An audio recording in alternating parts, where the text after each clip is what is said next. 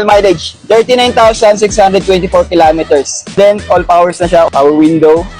Ang lapad, oh.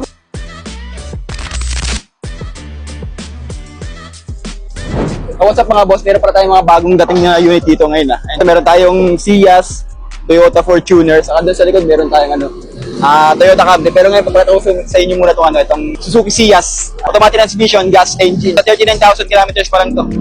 So, check natin loob. Oh, grabe, ang linis itong unit na to.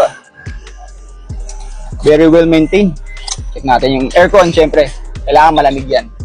10 seconds, ramdam mo na kagad ang lamig. O, partida, pa-open itong pintuan natin. Ang lamig na kagad.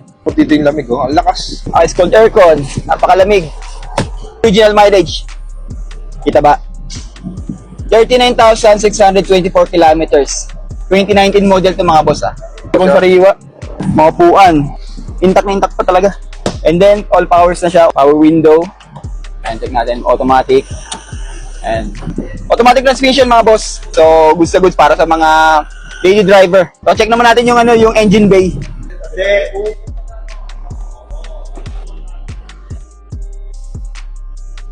Mga boss, malalaman nyo na wala talaga siyang history of accident kasi yung chassis niya intact pa lahat. Ayan, malalaman nyo kasi ang chassis kasi kapag na-accident yan, hindi na mababalik ng perfect yan. Check naman natin yung yung trunk. So, check natin yung trunk mga boss. Okay. Yung trunk niya, napakalaki. Spacious. At ito naman, may spare tire pa siya. Kompleto pa naman yung niya, tools.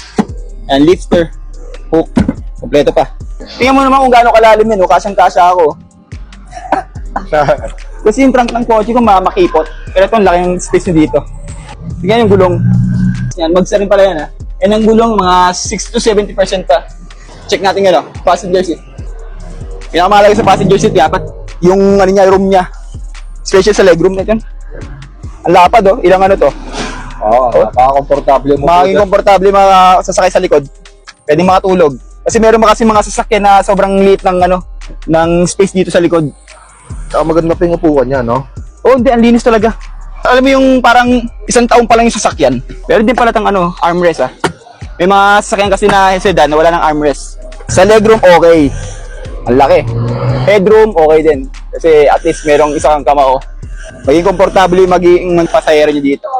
So, ang price nito, bali ang presyo nito is 390,000. Pero syempre, pag dito niya binili sa amin, negotiable pa siya. Pag nag-viewing kayo, pwede pang mababa yung presyo niyan. And then, available din sa amin yung financing. Pwede kaming cash, financing, saka trade-in. Kung meron kayong kotse na gusto nyo ng palitan, pag-usapan natin yung presyo.